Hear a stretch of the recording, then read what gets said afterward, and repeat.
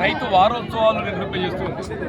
ఆశ్చర్యం ఏంటంటే ఇక్కడ ప్రజాపాలన అంటూ రైతు వారోత్సవాలు నిర్వహిస్తున్న ప్రభుత్వం రైతు దగ్గరికి వెళ్ళి ధాన్యం కొనుగోలు చేయడం ఈ వారోత్సవంలో భాగం కాదా అని చెప్పి అడగదలుచుకోమని చెప్పంటున్నాను.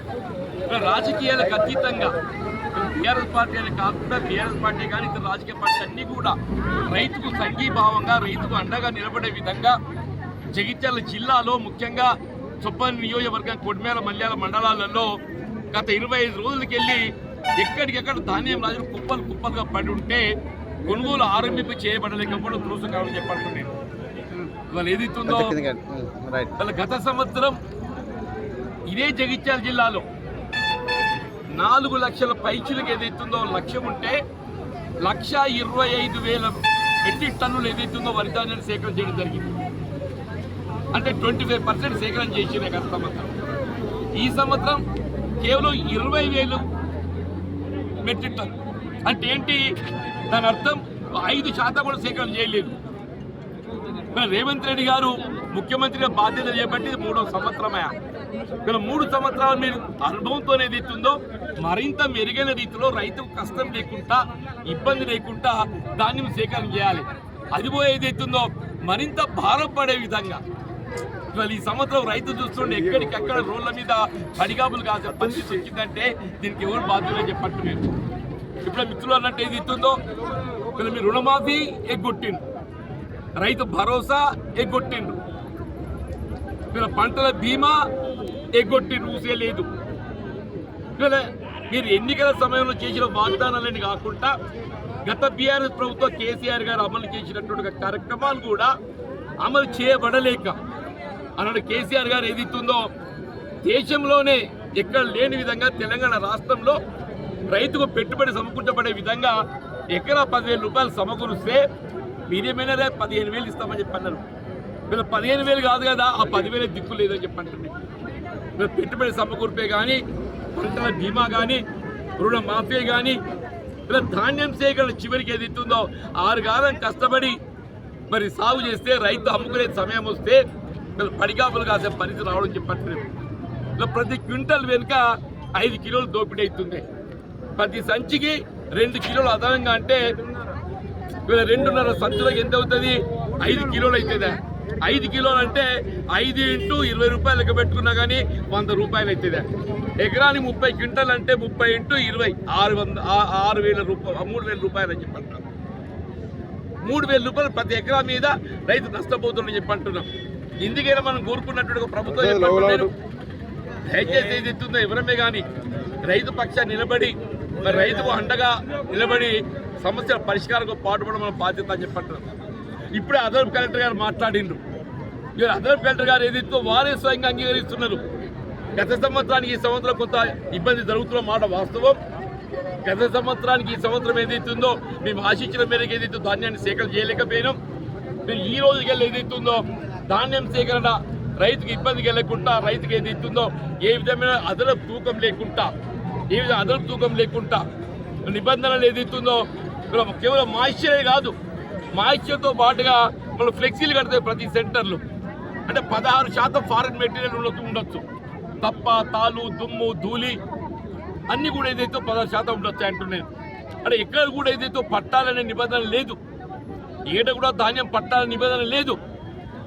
నిబంధనలకు అనుగుణంగానే అంత విత్ ఇన్ ది లిమిట్స్ ఉండగా కూడా ఏదైతుందో మళ్ళీ కోతలు అని చెప్పి అందరూ విధించి రైతు ఇబ్బందులు గురి చేస్తుందని చెప్పి అంటున్నాయి. వీళ్ళు ఏ విధమైన ఆంక్ష లేకుండా పట్టుడనే నిబంధన లేకుండా వీళ్ళ రైతుకి ఏదైతుందో 40 కిలోలు ప్లస్ 650 గ్రాములు గన్ని, 40 కిలోలు ప్లస్ 650 గన్నితో ఏదైతుందో వీళ్ళు తక్షణమే కొనుగోలు ఆరంభింపజేయాలి. ప్రభుత్వ వైఫల్యానికి నిదర్శనం ఏదైతున్నదో గత సంవత్సరం ఇదే జగిత్యాల జిల్లాలో 1,25,000 క్వింటల్ మెట్రిక్ టన్ ధాన్యం సేకరిస్తే ఈసారి కేవలం 20,000 క్వింటల్ అని చెప్పంటారు. Not even 5%. మరి ప్రభుత్వం ఏం చేస్తుందో ఎవరికి కనబడతలేదా? రేవంత్ రెడ్డి గారు ప్రభుత్వం ఏం చేస్తుందో కనబడతలేదు. ఆయన ఎంతవరకు ఫోర్త్ సిటీ ఆయనకి ఏది ఆర్థికంగా లబ్ధి కూడితే దాని మీద దృష్టి అని చెప్పంటారు. ఆయనకి ఏది ఆర్థికంగా లబ్ధి కూడితే అదే దృష్టి అని చెప్పంటాను నేను. రైతులు ఏదైతుందో మభ్యపెట్టే విధంగా రైతు వారోత్సవాలు. ఎందుకంటే రైతు వారోత్సవాలు నువ్వు సకాలంలో యూరియా అందించలేకపోయింది రైతు వారోత్సవాల. యూరియా ఏదైతే యాప్ అది అది అది ఎవరికి ఆపరేట్ చేస్తుందే? మొక్కజొన్న కొనుగోలు కేంద్రాలు ఏదైతుందో అది బలవంతంగా మీరు ఆరంభిస్తే ఎకరా 26 క్వింటల్లే అంటే ఎకరా 40 క్వింటల్ బండి అటు ఒక మొక్కజొన్న 26 క్వింటల్ అంటే ఇంకా 14 క్వింటల్ ఏం కావాలి అంటే దాదాపు ప్రతి క్వింటల్ వెనుక 500 నుండి 600 రూపాయలు రైతు నష్టపోతుండు. అంటే 14 ఆరులు రైతు నష్టపోయేట ఒక పరిస్థితి ఏర్పడి దాదాపు 7,000 రూపాయలు నష్టపోతుండని చెప్పంటున్నాడు. రైతు ఏదైతుందో 6 కాలం కష్టపడి ఇంత తీవ్ర ఇబ్బంది ఎదుర్కొన్న దృష్ట్యా ఇవాళ ఎవరు కూడా మరి ధర్నా చేసే పరిస్థితి రావటం నిజంలో బాధాకరమని చెప్పంటుండేరు. ఇవాళ మేము కూడా కోరుకునేది కాదు, రైతు రాజకీయాలకు అతీతంగా తమ హక్కుల సాధన కొరకు ఏదైతుందో ఇది లేని పరిస్థితులలో రోడ్ ఎక్కడ జరిగిందని చెప్పంటున్నాం. బాధ్యత గల ప్రజాప్రతినిధులుగా రైతుకు అండగా నిలవడం ఒక బాధ్యతపై భావిస్తున్నామని చెప్పంటున్నాం. అందుకే మేము రైతుకు అండలు ఇవ్వడం జరిగింది.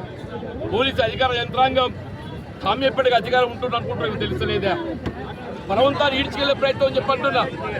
ఒకవైపు రెవెన్యూ అధికారులు ఏదైతుందో ఏ విధంగా సమస్య పరిష్కారాన్ని పాటుపడతామని చెప్పని వాళ్ళు చెప్పే ప్రయత్నం చేస్తుంటే ఒక్కొక్క అదనపు కలెక్టర్ గారు ఏది ఇస్తుందో రైతాంగంతో మాట్లాడి ధాన్యం సేకరణ వారు చేపట్టే చర్యలు వారు చెప్పే ప్రయత్నం చేస్తుంటే పోలీసు ఏది ఇస్తుందో బలవంతాన్ని ఈడ్చుకెళ్లే ప్రయత్నం చేయడం ఏంటయా?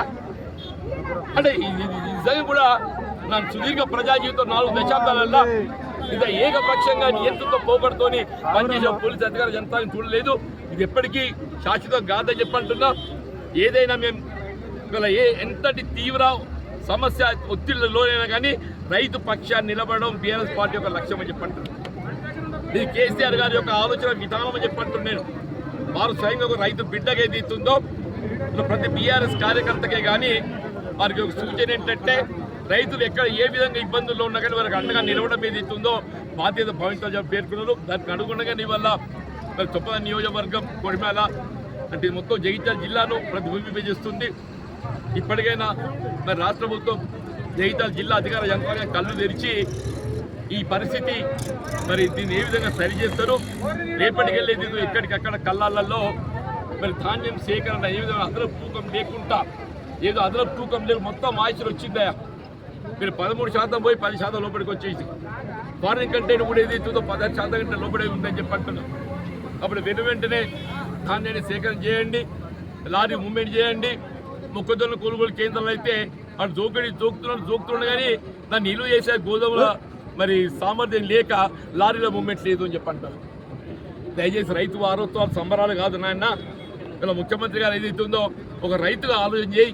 నీ 4th సిటీ ఎక్కడ పోదు నాయన, నీ 4th సిటీ అక్కడనే ఉంటే ఎక్కడ పోదు. దాన్ని మేము ఉద్ధరించలేవు, దాన్ని ఏమో వస్తా తింటా అని చెప్పి అనుకుంటున్నావు కానీ అందులో ఏం వస్తుందో రాదో తెలియదు, దేవుడే చూస్తుండే. కానీ రైతుల గురించి మాత్రం ఆలోచన చేసి రైతుల కష్టాలు తీర్చాలని చెప్పి డిమాండ్ చేస్తున్నాం.